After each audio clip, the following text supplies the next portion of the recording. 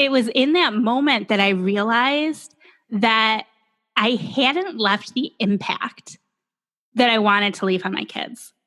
I needed to come up with another way to make some money without abandoning my family, without leaving them for 40 hours a week. And that's really where the entrepreneurial journey started. Like I said, I had so many opportunities that I tried to find success with. And it got to the point where I started to feel like, oh my gosh, like if I ask my friends to support one more Facebook fan page, they're probably going to like disown me, thinking like how many businesses is this girl trying to start? But it's part of the process. Like you have to just pull the trigger and try something and risk failure and probably fail a little bit in order to course correct. Hello. Welcome to Mom Does It All podcast. I'm your host, Marta Spurk, triplet mom, health and success coach, and all things motivation extraordinaire. In today's episode, I'll be chatting with Meg Brunson, the founder of a digital marketing agency that focuses on Facebook marketing for family-first businesses. She's also a podcaster and honestly, one of the sweetest mamas I've had the pleasure to connect with recently. We chat about her entrepreneurial journey, the wake-up calls she's had to change her path, and also how she makes it a point to include her family and kids in her business. This is just such a great episode, and I can't wait for you to listen. Let's do this. Hi, Meg. Thanks so much for joining us today. Excited to chat with you. Oh, I'm so excited to be here. Yeah. So I wanted to start off and have you tell us about your journey as a mompreneur. I've been talking a lot about how once we become moms, we kind of look for something to find our identity, and entrepreneurship happens to be one of them. And I know for you, it kind of happened, it didn't happen with your first kid, but there's a whole story with that, and you have so much to tell us. So can you share a little bit about that? Sure. So I've always been kind of entrepreneurial, like in the background. Like I've always had some sort of a side hustle from college right on through, but I never would have identified as entrepreneurial at the time. Like it's in hindsight, it's like, oh wow, like that was totally building blocks of entrepreneurship. But what really did it for me was I was pregnant with my third daughter, and I got really sick, and I knew I was sick. I knew something was wrong, but the doctors didn't see the same warning signs. They thought I was just kind of being a princess or crybaby, or it was like normal pregnancy symptoms, but times 100. So I knew something was off. The doctors didn't quite see it. They definitely didn't catch it in time, and it led to, it sounds like I'm probably exaggerating, but it led to a near-death experience. Oh my goodness. So, the quick version is that I went and got blood work taken on a Friday, and they told me the blood work would be back by Monday. And 2 hours later, I got a phone call that told me to report to the emergency room immediately. Oh, wow. And I went to the emergency room. They gave me all sorts of IVs. And a couple hours later, I remember being there alone because I thought I was just going in for like a quick, pill or something. And I remember hearing them talking in the hallway about how serious it was, and that they couldn't even keep me at labor and delivery because of the risk of cardiac arrest that I had. So they had to transfer me to a cardiac unit. And it quickly became evident that, number one, I wasn't going home that day, at least. Mm-hmm. And it brought back like flashbacks to when my dad died. I was 11 when he passed away, and sorry. It just, no, I'm sorry. I didn't really know where this was going. And it just made me think about, like, is this it? Like, is this what he went through? And am I about to go through it? Right. And are my kids about to go through it? Right. And it was in that moment that I realized that I hadn't left the impact that I wanted to leave on my kids. And there was a whole lot that kind of played out between that day in June and the week in October when I was slated to return back to my full-time job as the breadwinner of my family. Wow. But the long story short was that I told my husband, I can't do it. Hmm. Like having gone through all of this, even once they stabilized me and I was released from the hospital a week later, it was 4 times a week at the hospital to get my blood drawn and to see specialists. And it was terrifying. And I code blued during delivery, and like there was just one thing after another. And I said, I know that I'm the 9 to 5 breadwinner. I know that it's my job that has health insurance for our whole family. Mm-hmm. I know all of these things, and I'm sorry, but I'm done. I can't do it. I can't do it. I have to be a more present mom. And that was what brought me home. And pretty soon I realized that we needed money, right? Because and then you're like, okay, so what do I do now? So despite the fact that my husband hustled and went and got a second job, which pulled him away from the family, which is also not what I wanted, I quickly realized that I needed to come up with another way to make some money without abandoning my family, without leaving them for 40 hours a week. And that's really where the entrepreneurial journey started. Oh, wow. That story gives me chills, because there's something about having kids that challenges everything that you've always thought about yourself and about the future, right? You start thinking, is this it? Is this my life? Because all of a sudden it becomes real that you're an adult, that, you know, the playing is over. It's serious. It's real. You have kids, you know, you have other people that depend on you big time. And then you wonder, you know, is this what I'm going to be for the rest of my life? Is this what I'm going to leave as a legacy for my kids? And I do want to talk about your daughter and how this has influenced her, because I remember you telling me about how she's picking up on your, you know, entrepreneurial side, and she's wanting to do stuff with that as well. And so then you decided you were going to have your own business, but for a period of time, you actually had to go back to work. So tell us about that part.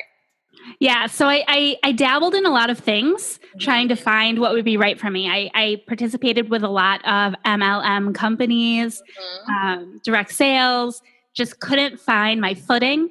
But then I got involved with like a franchise opportunity. Okay. And I found my footing with them, you know, and I figured it out, and I needed to learn. I've never taken any marketing classes. I've never taken any business classes. I was a criminal justice major in college. So like, I didn't really have the strong foundation of a business owner that I feel like would have been helpful. So I had to figure it all out on my own. Like, how am I going to take this business that I'm doing fairly well with and really scale it so that I could succeed with it? And the way that I was able to do it was with Facebook ads. So I self-taught myself, you know, I self-taught the skills necessary to build my business using Facebook ads. Okay. I quickly kind of became one of those go-to people within the franchise community because they were seeing what I was doing. So that's the little bit of background story. And then I had the opportunity to interview for a job at Facebook, which was just almost like you get starstruck, right? Like if you think about just walking in, it's like, am I really here? Is this real? I would imagine. Right. So it's like you get that starstruck feeling, and it's like, I would do anything. Like, yes, that would be the coolest job. Like, wouldn't that be the coolest place to work? So I interviewed for the position, half thinking there was no way I would get it because I was a criminal justice major who self-taught this stuff. Like, you know, you have the feeling of like imposter syndrome. You know, it's real. You feel like you're not qualified. Who am I to do this? Right. But at the same time, I'm pretty good at faking it, at being confident, at, you know, going in there and being like, yeah, I can do this. And they hired me. Awesome. So it was a easy decision to go back to work because it was that like starstruckedness. Right. Because it was Facebook and it seemed so cool. And I kind of told myself, you know, it's been 2.5 years-ish, you know, since that medical issue, maybe even 3 years. I think I'm okay. Like, I think I've come to terms with things. Like, I'm no longer dealing with the immediate psychological impact of that experience. And I think I'll be okay. So I went back to work. I went to work at Facebook full time, typical, like 40 hours in the office. Like, it's not a glamorous at-home job. It's punching a clock still. It's sick time and PTO and all that good stuff. Right. And I quickly realized that I was out of PTO. because when you work a full-time job and you have 4 kids now, there are a lot of field trips and classroom parties. Imagine. And I didn't want to miss them. Like at my core, the pain of that experience, that near-death experience, had kind of alleviated itself a little bit. But at my core, I still wanted to be that present mom. I don't think anything's ever going to change that for me. Right. I think until my kids are totally grown and independent and out of the house, and who knows if that'll ever really happen. Right. Like I need that freedom to be the mom I want to be, or else I'm not going to be the me I want to be. Right. You know? So I was at Facebook for about a year, and then I was done. Like I just said, I was done. For real this time. So I gave my notice, like it was all amicable, and I returned home and kind of just tried to pick up where I left off almost. I couldn't resume the same franchise opportunity, but I did embark on a similar journey with another company on a part-time basis, like as an independent contractor. Right. And then the other thing that I did was I launched a Facebook ad agency, because I had just, not only had I self-taught my way to the top of my franchise, once I got hired at Facebook, I realized that despite being at the top of that franchise opportunity, there were a lot of things I was doing wrong. So I was able to really improve what I was doing and just get that insider perspective on a lot of what other people were doing. Great opportunity. So I knew it would be the perfect opportunity. So I launched my Facebook agency. And then 6 months later, my husband lost his job. Oh, wow. And I replaced his income. That's incredible. And I just love listening to your story, no matter how many times, because, well, one thing that you said about it being 2.5 years after you had that experience that made you want to take a different direction in your life. And I think that's really, really important for moms wanting to start a business and things like that, because sometimes we get really discouraged right away because, we don't get the results that we're expecting or whatever happens, and we quickly give up. And it takes time. I mean, I am 2 years into when I actually started, to say I am a mompreneur, and I am just now finding like the direction that I feel comfortable with. So it really takes time, and you have to be okay with that because you're finding yourself. That's the whole purpose, right? Yeah. It's a series of failures, with each failure being a stepping stone towards where you're supposed to be going. Yes. So like I said, I had so many opportunities that I tried to find success with. And it got to the point where I started to feel like, oh my gosh, like if I ask my friends to support one more Facebook fan page, they're probably going to like disown me, thinking like how many businesses is this girl trying to start? But it's part of the process. Like you have to just pull the trigger and try something and risk failure and probably fail a little bit in order to course correct. Yeah. So don't be discouraged, for sure. Right. And at the end of the day, we kind of worry, what are people thinking about me and all of this? And we do have our families in the back of our minds. And I think people that don't understand this vision don't really see that we're doing this because we want to be the best version of ourselves for our family and thinking about our future with them. And it just takes time when you're doing it on your own, when you don't have like a boss telling you this is your next step and you have to figure it out yourself. Yeah. And I know you wanted to talk about my daughter a little bit, but I think that this might be a good transition into that, because allowing them to see that failure and pivoting is normal is such a positive experience for them. Like that's been the biggest unintended consequence or unintended benefit. I don't know what the right word is of this entrepreneurial journey, is that my kids are watching this whole process. And whereas I felt totally lost and unprepared to build a business on my own, they're not going to have those same issues because they're being raised in it. Right. So if they decide to go out on their own and do their own thing, they're going to be totally prepared to do so. And if they decide that they want to get their PhD and become a doctor or a lawyer or any normal typical job, they're also they're also going to be totally prepared to do it because these entrepreneurial skills don't have a downside. Right. It's all a learning experience. Right. In the process. Yeah, I love that. Because everything about your story, I just see my future because your kids are older. And to even like, whenever I question myself, what am I doing? And, the whole mom guilt of people are judging me. My kids are too small. I should just wait until they go to school or whatever. And then I come to realize it's a process. I'm learning. I will dive into even deeper when they go to school. I don't have to wait until then. And this is actually going to benefit them with the whole determination and everything. And I see that even clearer now with your story and your daughter. So tell me, what is she up to? So my oldest daughter is 10. She's almost 11. But she, about a year ago, I'm trying to think of the dates now, but about a year ago, she launched her first business, her first website. And it is called Storytime with Kiki. Mm-hmm. And she reads and reviews children's books. And then she's monetizing very small. I mean, this is like child size. Okay. She's monetizing through affiliate links.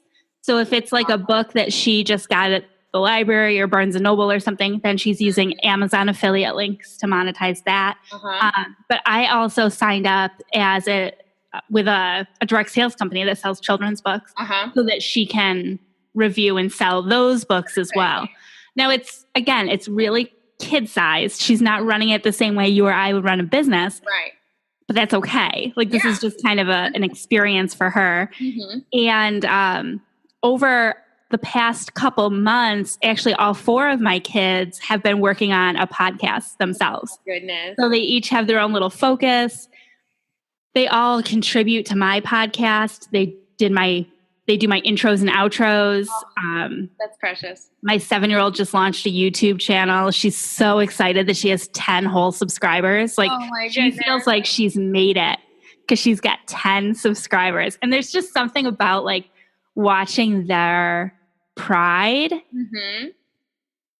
I don't know. It just changes like your whole it changes my perspective too on my business. Like she's so grateful for those 10 people where for us as grownups, if we only had 10 followers, like we would quit. Yeah. Oh yeah. And for her, she's so excited to go live, or not to go live, but to record her videos every day and talk to her 10 fans. That's so adorable. And it like you said, it really changes our perspective and what our notion of failure and success really is. Yeah.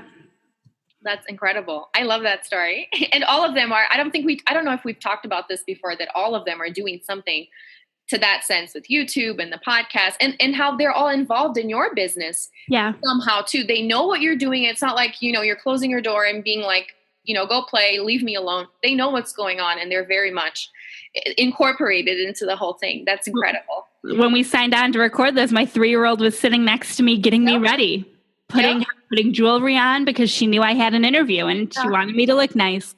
And before that, she was sitting up on my desk right next to me. There's a little pink computer right on the desk, and she was working alongside me. Like just like mom. They get it. So I love it.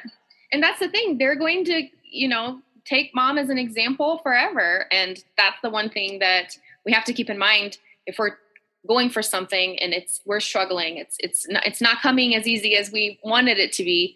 They're watching us, right? To see if we're going to give up, to see if we're going to keep going, and they're going to learn from all of that. And they're proud of us. Like, they don't know the difference between me bringing home $1,000 a month or $2,000 or $10. Like, they don't know the difference.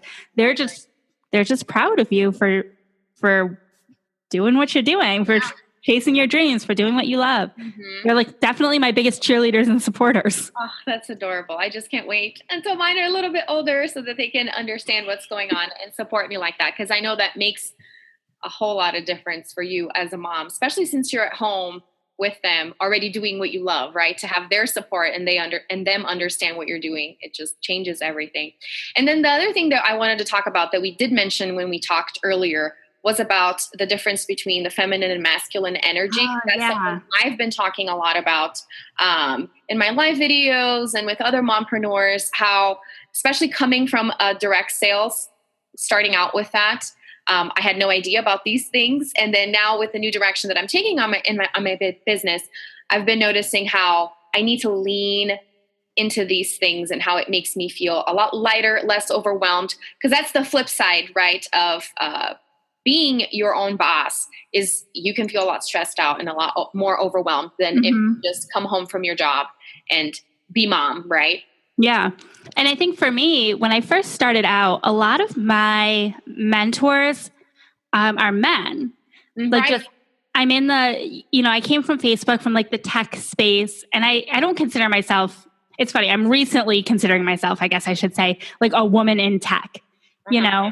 But again, a lot of that's self-taught. I didn't go to school for computer programming, but I can do a lot of that stuff. So a lot of my mentors were men, and a lot of the advice I got was that my branding, my colors, the words I used, things like that should be gender neutral or masculine. That my first prototype was like pink because I love pink and I'm always wearing pink. Everything is pink. And because that's who I am. That's what I like. And everybody said, oh, well, you don't want to do that because you're going to turn off like 50% or more of the market because there's men who won't resonate. And then there are even women who are very anti-pink. And so that's a terrible decision. And I started off being like, oh, okay, so I will get rid of pink and I will do blue and red because psychology of color and all that stuff. And I branded based on that advice. And it was a culmination of different things, but I feel like one of the biggest things I remember is reading the book Boss Mom by Dana Malstaff. Oh, nice. And it was like, that was one of my first experiences with a woman who embraced being a woman and embraced being a mother in her business. And it started to change that perspective. And as I did a little more research into this idea of being authentic, just genuine and authentic and how you're representing yourself over the past year, over about the past year, I've rebranded to include more pink and purple and like colors that are me. And I've introduced my kids into my branding because that's a part of me. Right. And I'm sure that there are some people who are turned off by that. I'm sure there are, because guess what? You're never going to appeal to everybody. No. And that's okay. Right. Yeah. It's totally and you want that anyways, right? Right. And that's what I was going to say. The clients I've been getting recently are exactly my people. That's awesome. Like the people who reach out to me are people that we get on the phone and we click automatically. And like when I go out and my husband says, how did that call go? Knowing I had like a sales call, which I hate. I'm not a good salesperson. I'm more like, it's more just chit chat and trying to help people. That's how it should be anyways. Less pressure. But he'll be like, how did it go? And I'm like, it was great. She was wonderful. Like I have those experiences. I don't get the same calls I used to get that were like attracting the right people just by being yourself. Bottom line. Exactly. Yeah. So I've since shifted like my whole way of thinking that I think as long as you're being authentic and genuine, that's what matters. It's not a matter of masculinity or femininity. It's being you. Right. And it's scary because one, you kind of need to figure out who you really are and embrace that, which is so hard when you're trying to please everyone. Two, it's like, I'm going to be losing potential clients. And that's a huge fear, right? If I change my approach and if I focus and if I say, be specific, then there's the fear I'm not going to attract all these people. But like you said, you might not even want to work with those people anyway. So this is perfect. Right. And I find that when I have a client, because I have had clients that I don't feel 100% aligned with, but like you said, I'm in a situation where I'm bringing in the money for my family. My husband doesn't currently work. So sometimes it really comes down to like, OMG, I need another client so that we can maintain our lifestyle. Like that's just the way it works as an entrepreneur. We just got to be real with that. Yeah. Oh yeah.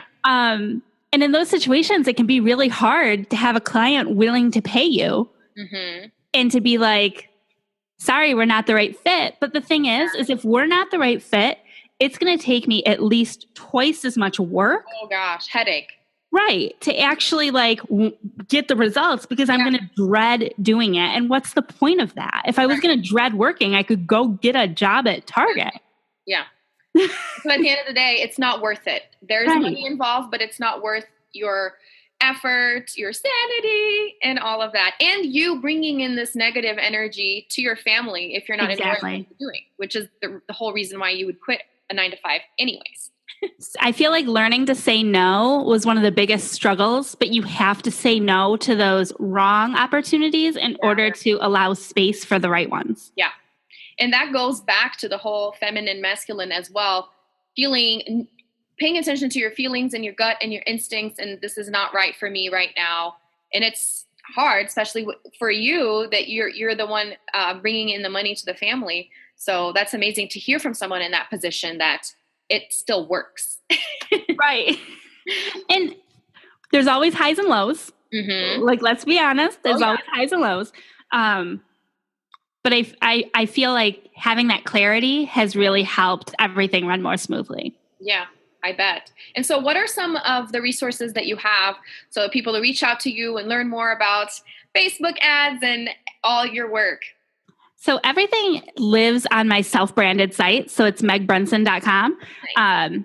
And I've got a handful of free resources that are listed there. It's actually megbrunson.com/free. And that'll just bring you to like my library of freebies for people who are looking to, optimize their business pages or really do anything with Facebook. Okay. It's all there. Nice. And then I've got my podcast, and the podcast is called Familypreneur. Mm-hmm. And it's more about the personal, my family, entrepreneur, balance side of my life. It's an interview style show where we explore issues related to parenting, entrepreneurship, and then raising our kids with this entrepreneurial mindset. Which is everything we just talked about. Yep. And it's all on the same site. So okay, so you can find everything on your website, and I'll post the info on the details for the episode, and people can reach out to you, and also reach out to you in my community because you're in there as well, and ask questions and just connect with you. I've had so much fun talking to you because it's a learning process even for me, hearing about a mom whose kids are older and all the things that you're doing. It's just really, really exciting. And I'm so glad you came on to talk to me. Thank you so much, Meg. Oh, this was so much fun. Thank you. I'm so happy you tuned in today. What did you think? Isn't Meg just so inspiring? Don't forget to connect with her through the links I'll share in the episode details, and also share this episode on your stories and tag us. Take a screenshot. It's super quick, and you'll definitely encourage other mompreneurs you might know. Until next time, bye.